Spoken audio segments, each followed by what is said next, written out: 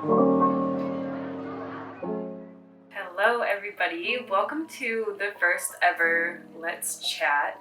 I've been thinking about doing these types of videos for a little bit now, and I keep getting different thoughts and inspirations of topics to talk about.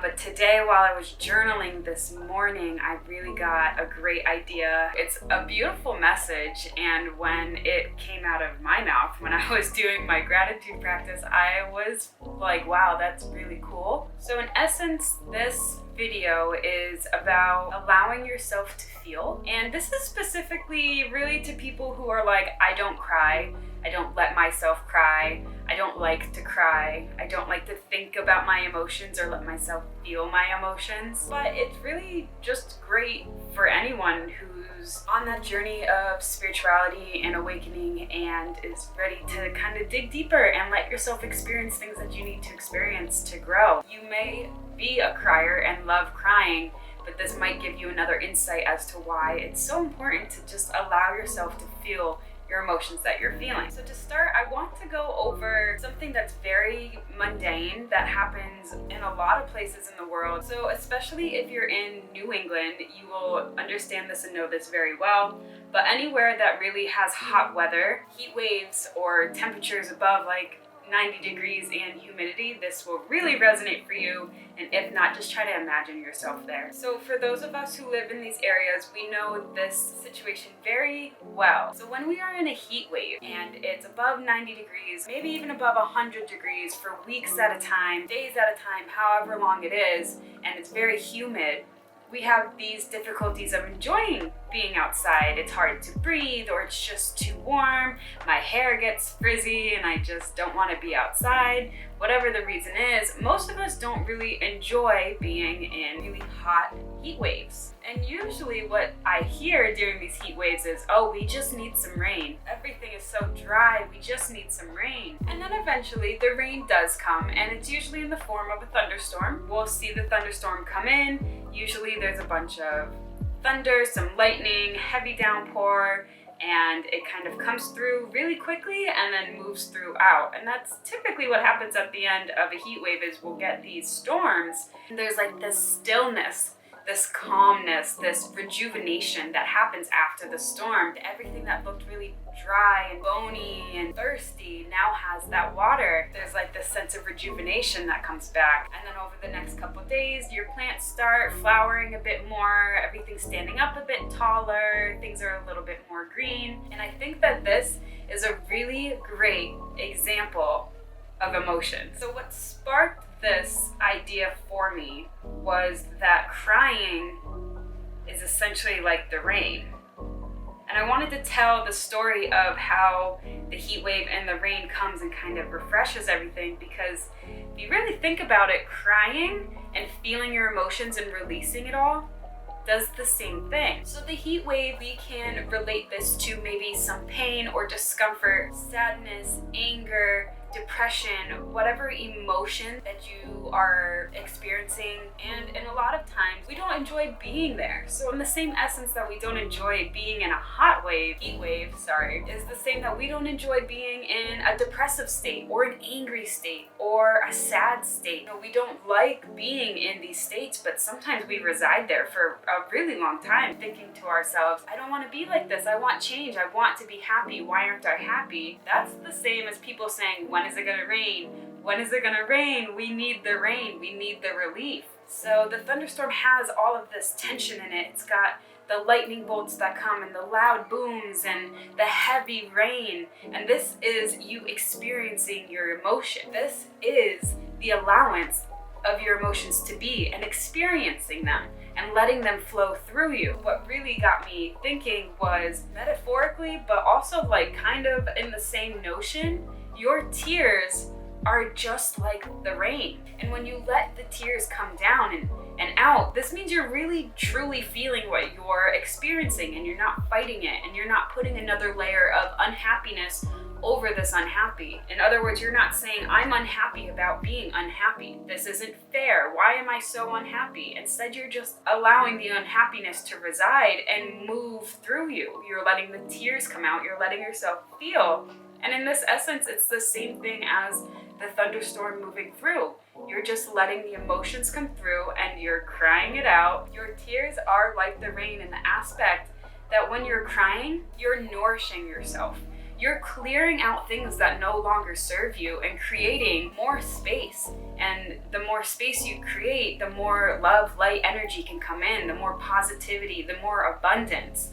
And in the same notion that the rain comes through and gives the plants that were bone dry the water that they need, and they start coming back to life within the following days, crying and feeling your emotions and releasing them and thanking them, understanding that you have to experience them, is the same thing. You're watering yourself. You're watering the inner plants of yourself, which is your life.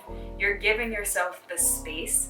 You're giving yourself the nutrients that you need to grow, to move forward, to release what no longer serves you. And then in the same notion where there's the rainbows and this sense of calm, don't you feel better after you get out a really good cry? Isn't there this sense of just relief?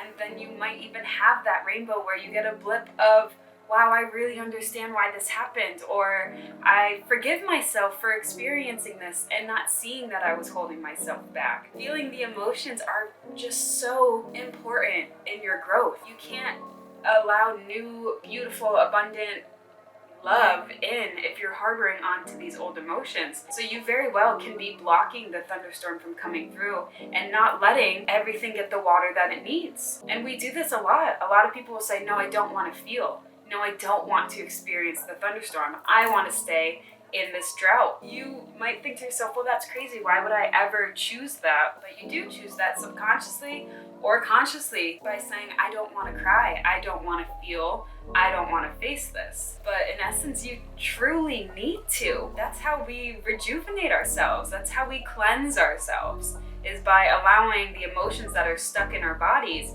to be released, to be transmuted, and to no longer be stuck within us, so we can just allow new love and positivity into our lives. And this is why it's so important to allow yourself to feel your emotions. I do want to add a little bit too that I had thought about is when we kind of fight the storm, sometimes the storm comes anyways, but with the resistance, we make the storm a lot worse than what it would have been. So it might have just been a quick passing storm, a couple thunders, a couple lightning bolts, lots of rain. But the more we fight it and push it out, the more momentum this storm gains. So by us resisting and saying, no, no, no, no, no, by the time it gets the momentum strong enough to beat that no, no, no, we've got a major storm on our hand. It's no longer a storm of just rejuvenation, but there's also destruction in it. The tornado has so much momentum in this really big storm, and it comes through and it kind of tears everything up in its path. And if you think about it, when we hold ourselves back from feeling our emotions, they kind of build up and build up and build up